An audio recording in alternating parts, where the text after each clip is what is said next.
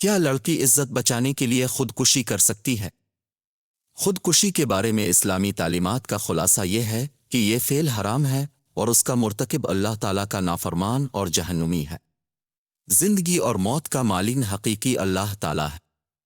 جس طرح کسی دوسرے شخص کو موت کے گھاٹ اتارنا پوری انسانیت کو قتل کرنے کے مترادف قرار دیا گیا ہے، اسی طرح اپنی زندگی کو ختم کرنا یا اسے بلا وجہ تلف کرنا بھی اللہ تعالیٰ کے ہاں ناپسندیدہ فعل ہے۔ اسلام میں خودکشی قطعاً حرام ہے۔ اس لیے اگر کسی لڑکی پر خدا نخواستہ حملہ ہو اور اسے عزت کے لٹنے کا ڈر ہو تو لڑکی اپنی بساط کے مطابق مزاحمت کرے، نہ کہ اپنی جان لے، کیونکہ دوران جہاد بھی خودکشی کرنے والا جہنمی ہے، جس پر حدیث مبارکہ گواہ ہے۔ اسی غزوہ کے دوران میں مسلمانوں میں سے ایک شخص نے خوب بہادری سے جنگ کی۔ صحابہ کرام نے حضور نبی اکرم کے سامنے اس کی شجاعت اور ہمت کا تذکرہ کیا۔ اپنے علمی نبوت سے انہیں آگاہ فرما دیا کہ وہ شخص دوزخی ہے۔ صحابہ کرام یہ سن کر بہت حیران ہوئے۔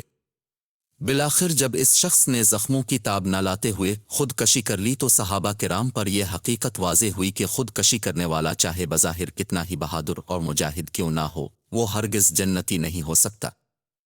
اگر کوئی فرد اپنے اہل خانہ، اپنی جان اور دین کے تحفظ میں اپنی جان سے ہاتھ دھو بیٹھے تو وہ شہید کہلائے گا، تو پھر کوئی وجہ نہیں کہ عورت اپنی عزت کی حفاظت کرتے ہوئے مزاحمت میں ماری جائے، تو اس کو بھی مرتبہ شہادت نصیب ہوگا۔